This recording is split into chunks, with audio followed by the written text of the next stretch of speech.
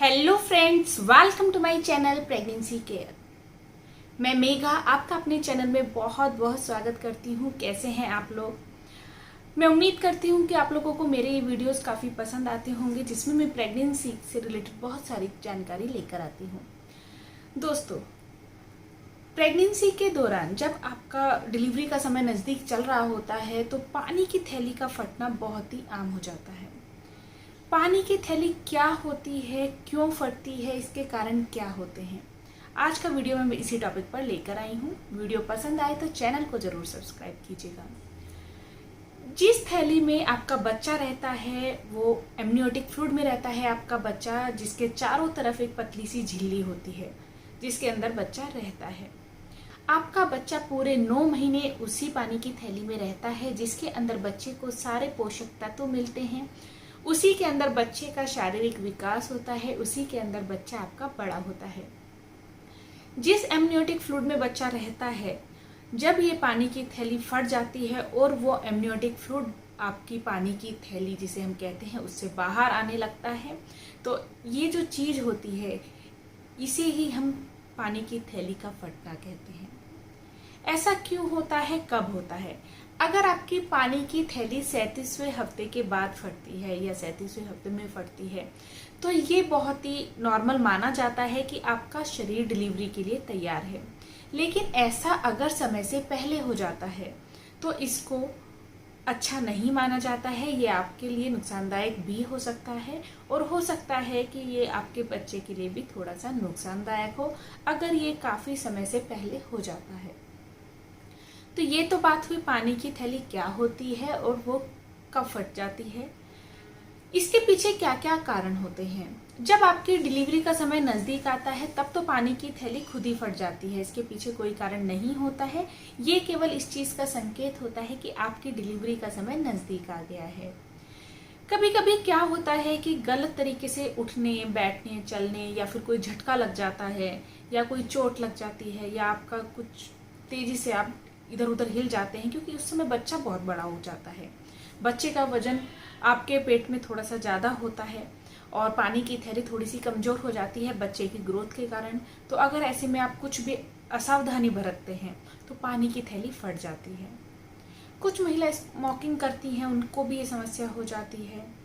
गर्भाशय की झिल्ली कमजोर होने के कारण भी समय से पहले पानी की थैली फट जाती है। अगर आपके पेट में ट्विंस है, अगर एक से ज्यादा बच्चा है, तो गर्भाशय की जो थैली होती है उस पर दबाव पड़ता है तो वो समय से पहले फटने का खतरा रहता है। अगर प्रेगनेंसी के दौरान आपने पोषक तत्व अच्छे से नहीं लिए हैं, आपने अच्छी डाइट नहीं ली है, तो भी पानी की थैली का फटना देखा जाता है। ये भी बहुत ही कॉमन हो जाता है। तो पानी की थैली के फटने के ये कुछ कारण होते हैं। अब हम बात कर लेते हैं कि अगर पानी की थैली फट जाती है तब आपको क्या करना चाहिए और कैसे पता चलता है। जो पहली बार माएँ बन रही हैं उनको नहीं पता होता कि पानी की थैली फटना क्या होता है और इससे का पता कैसे चलता है। जब आपकी पानी की थैली फट जाती है तो आपके योनि मार्ग से रिसाव होने लगता है। कभी कभी तो ये बहुत थोड़ा होता है और कभी कभी ये बहुत ज्यादा भी हो सकता है। क्या करना चाहिए जब भी आपकी पानी की थैली फट जाए? आप एकदम टेंशन में ना आ जाए। अगर थोड़ा थोड़ा सा रिसाव हो रहा है, थोड़ा थोड़ा सा लिक्विड निकल रहा है, तो बिल्कुल टेंशन में तुरंत ना आए। अपने घर वालों से बात करें और पास के या नज़दीक में जो भी आपका डॉक्टर है या फिर जिस भी डॉक्टर से आपका इलाज चल रहा है तुरंत उनके पास जाएं, उनसे बात करें। डॉक्टर आपको जैसा सजेशन दे तो आप वैसा ही करें। अगर रिसाव बहुत ज्यादा हो रहा है, आपको दिख रहा है, तो बिना देरी किए डॉक्टर के पास जाएं। क्योंकि ज्यादा रिसाव होने से क्या होता है कि बच्चे के अंदर जो फ्लूइड है, बच्चे को जिस फ्लूइड में रखा जाता है या बच्चा जिस फ्लूइड में रहता है उस फ्लूइड की मात्रा कम हो जाती है और बच्चे के अंदर इन्फेक्शन फैलने का खतरा बहुत ज्यादा हो जाता है। तो वाटर ब्रेक होने पर तुरंत डॉक्टर के पास जाएं अगर रिसाव बहुत ज्यादा हो रहा है।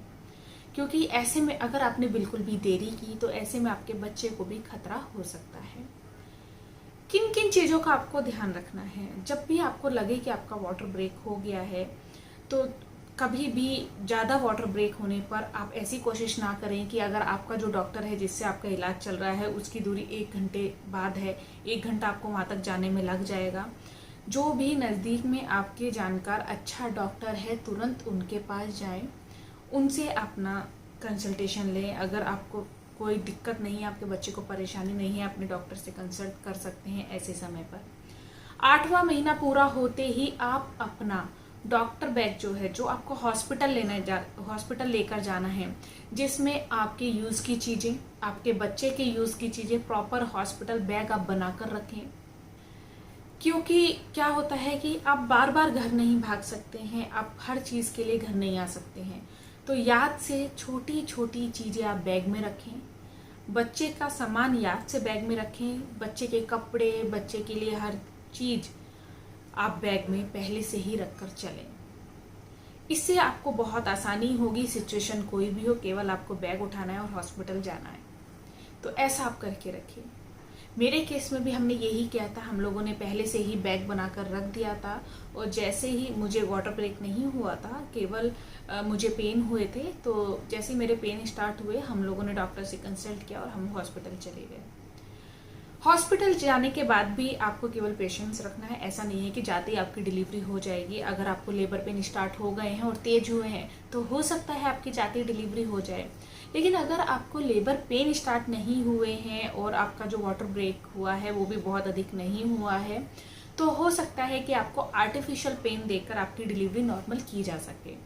और अगर आपका ज़्यादा वाटर ब्रेक हो गया है तो ऐसे में आपकी सिजेरियन डिलीवरी होने के जो चांसेस है काफ़ी हद तक बढ़ जाते हैं, क्योंकि डॉक्टर्स ऐसे में बच्चे के लिए कोई भी रिस्क नहीं लेते हैं कि आप थोड़ा वेट करें और बच्चे को इससे कोई भी परेशानी हो जाए।